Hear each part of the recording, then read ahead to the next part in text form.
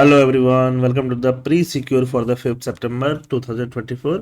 हमेशा की तरह we are going to do 5 MCQ. इनको करने के बाद आप अपना स्कोर कमेंट सेक्शन में ज़रूर लिखिए। ये इंपॉर्टेंट एमसीक्यू होते हैं जो आपके करंट अफेयर्स को और ज़्यादा स्ट्रांग बनाते हैं। फर्स्ट क्वेश्चन है, provision of child marriage bill 2024, ये हिमाचल प्रदेश से है।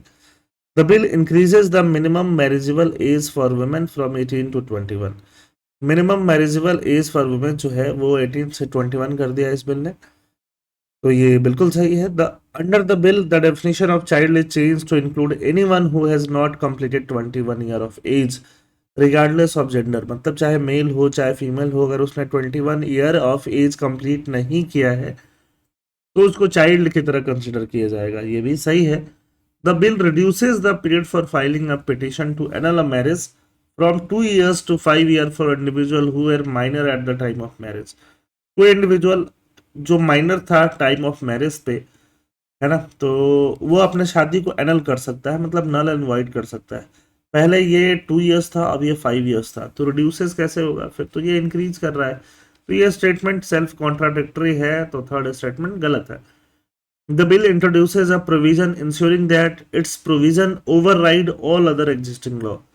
तो ये प्रोविजन सही बोलता है, तो 124 जो होगा वो बिल्कुल सही हो जाएगा। हिमाचल प्रदेश के कंटेक्स्ट में ये चीज आने वाली है ना। क्वेश्चन नंबर सेकंड चलते हैं। Consider the following statement about the recent legislative changes concerning sexual crimes in India. तो वेस्ट बंगाल ने एक बिल पास किया है रिसेंटली, तो वहाँ वेस्ट बंगाल में जो रिसेंट रेप इंसिडेंट हुआ है उसके बाद ये बिल पास हुआ है, तो इसके बारे में समझते हैं।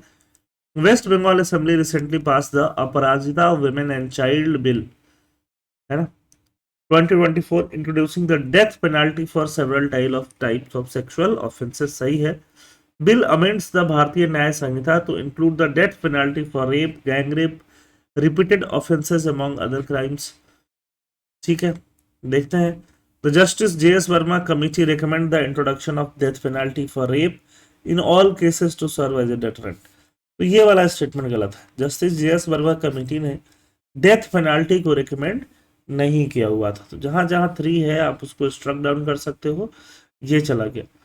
The new legislative measures also propose special court to expedite the trial for sexual offences. तो आपको बताना है ये कौन सा सही है कौन सा गलत है। ये वेस्ट बंगाल के रिगार्डिंग है, तो फर्स्ट सेकंड 4 सही है। थर्ड गलत है कि जस्टिस जे.एस. वर्मा कमेटी ने कभी भी डेथ पेनाल्टी को रेप के लिए रिकमेंड नहीं किया। उन्होंने बोला कि डेथ पेनाल्टी एक रिग्रेसिव स्टेप होगा, हमें एज ए सोसाइटी कैसा लेना है, progressive step. Question number 3, world bank का क्या अपडेट है इंडिया को लेके, इंडिया के जीडीपी को लेके? रिसेंटली वर्ल्ड बैंक के रिपोर्ट में क्या हाईलाइट हुआ है? India's current economic growth forecast has been raised. World Bank ने बोला है कि इंडिया का जीडीपी ग्रोथ कितना होने वाला है, 7% होने वाला है, और ऐसा वर्ल्ड की बहुत सारी इंटरनेशनल फाइनेंशियल इंस्टीट्यूशन ने बोला है। The world bank update suggest that India should focus more on enhancing it's export and capitalizing on opportunities arising from China's shift in labor intensive production।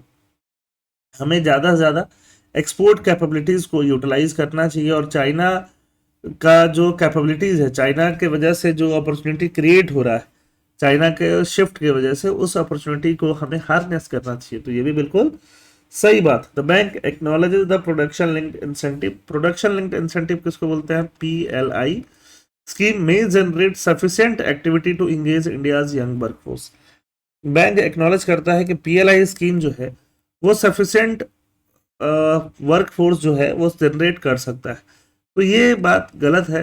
ये वर्ल्ड बैंक ने ऐसा acknowledge नहीं किया है। Rather there is concern about decline in export related job. सही बात है। Shift toward capital and skill intensive export in India, तो ये भी सही बात है। थर्ड का स्टेटमेंट आंसर फिर 1 to 4 होता है, थर्ड गलत है।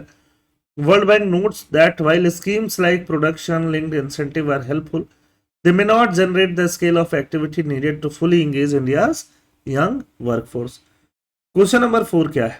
क्वेश्चन नंबर 4 बात करता है इकरा रिपोर्ट। इकरा रिपोर्ट क्या है? आपको प्रीलिम्स में सिर्फ इतना भी पूछा जा सकता है, इकरा रिपोर्ट किससे रिलेटेड है? इकरा रिपोर्ट रिलेटेड है माइक्रो फाइनेंस सेक्टर से। माइक्रो मतलब छोड़ा, 10,000, 20,000, 25,000 का लोन अगर दिया जा रहा है तो माइक्रो फाइनेंस। माइक्रो फाइनेंस का एसेट क्वालिटी, अगर आपने 10-20 हज़ार किसी को दिया है, वो वापस लौट के पैसा आ रहा है कि नहीं आ रहा, अगर नहीं आ रहा है तो एसेट क्वालिटी इज पुअर, आ रहा है तो एसेट क्वालिटी इज ओके और गुड। तो इसी से रिलेटेड ये पूरी बात है। Increasing delinquencies and farmer protest impacting collection, तो जो लोन दिया हुआ है माइक्रो फाइनेंस में उसमें कलेक्शन नहीं हो पा रहा है, ऐसा एक रिपोर्ट बताता है। Karz Mukti Abhiyan in Punjab and Haryana affecting asset quality, a significant rise in the average loan outstanding per borrower in relation to per capita income in Bihar and UP. तो एवरेज लोन जो है पर बोरोवर वहां पे राइज हुआ है बिहार और यूपी में, ठीक है। High return on managed asset, जो भी मैनेज्ड एसेट है उस पर रिटर्न हाई एक्सपेक्ट किया जाएगा 2024-25 में। तो अगर अगर बात यह है कलेक्शन में इम्पैक्ट हो रहा है प्रोटेस्ट की वजह से, तो हाई रिटर्न कैसे एक्सपेक्ट किया जाएगा, तो फोर्थ वाला तो गलत हो जाना है ना। माइक्रो फाइनेंस समझते हो ना, स्मॉल फाइनेंस की बात होती है, कुछ छोटे छोटे पैसे, ये पैसे कौन लेके जाते हैं, फार्मर्स लेके जाते हैं, सेल्फ एम्प्लॉयड लोग लेके जाते हैं, बहुत छोटा बिजनेस करने वाले लोग, वही सेल्फ एम्प्लॉयड लोग लेके जाते हैं। तो ये कभी बार रिटर्न नहीं कर पाते हैं, उसको एसेट क्वालिटी खराब बोलते हैं। और उस पर बैंक ने जो रूल दिया हुआ है उस पर हाई रिटर्न आने के चांसेस नहीं बल्कि लो रिटर्न आने के चांसेस है, तो 4 कैंसिल हो जाता है, ठीक है। 4 कैंसिल हो जाता है, आंसर आ जाएगा 1 2 3, मतलब ए में आंसर आपको मिलेगा 1 2 3, ये बिल्कुल 1 2 3 सही है। Last question for the day, which of the following outcome is a direct consequence of India's increase focus of ethanol production. हमने इथेनॉल प्रोडक्शन बढ़ा दिया है कॉर्न से, भुट्टे से, मकई से, है ना। तो कॉर्न से अगर बढ़ा दिया है तो इस पे लॉस क्या होगा, हमारा इंपोर्ट बढ़ जाएगा, है ना। इंडियाज इंक्रीज इंपोर्ट, तो इंडिया के इंपोर्ट बढ़ गया, ये सही बात है। The global corn prices have dropped significantly due to India's increase import. अगर इंडिया ज़्यादा कॉर्न मंगाएगा तो वर्ल्ड में कॉर्न का शॉर्टेज हो जाएगा, शॉर्टेज हो जाएगा तो प्राइस सिग्निफिकेंटली ड्रॉप थोड़ी करेंगे, बढ़ जाएंगे। तो ये सेकंड जो है वो गलत है। India has reduced its reliance on sugar cane for ethanol production, ये सही बात है। शुगर केन पे हमने अपना रिलायंस कम कर दिया है। The demand for corn in India poultry industries has decrease, जब कॉर्न हमारा शुगर केन इथेनॉल में जा रहा है ना, तो मुर्गियों को खिलाने के लिए कहाँ जाएगा, है ना। तो मुर्गियों को खिलाने के लिए नहीं जा पा रहा है, तो पोल्ट्री इंडस्ट्री में इसका डिमांड कम हो गया है। India's import of genetically modified corn have surged, GM corn जिसका जीन मॉडिफाई कर दिया जाता है उसका इंपोर्ट नहीं करते हम लोग, है ना। उसके इंपोर्ट पे तो रोक है एक तरह से, हम लोग नेचुरल तरीके से उगाया हुआ कॉर्न ही इंपोर्ट करते हैं, या कोई भी चीज़, कोई भी खाने वाली चीज़ तो वही इंपोर्ट करते हैं। फिफ्थ का आंसर बी मिलेगा, आंसर 1 एंड 3। तो स्कोर अपना कमेंट सेक्शन में लिखिए और बताइए कितना आपने हासिल किया, और नोट जरूर बनाइएगा जो भी फैक्ट्स आपको नहीं पता है। थैंक यू, जय हिंद।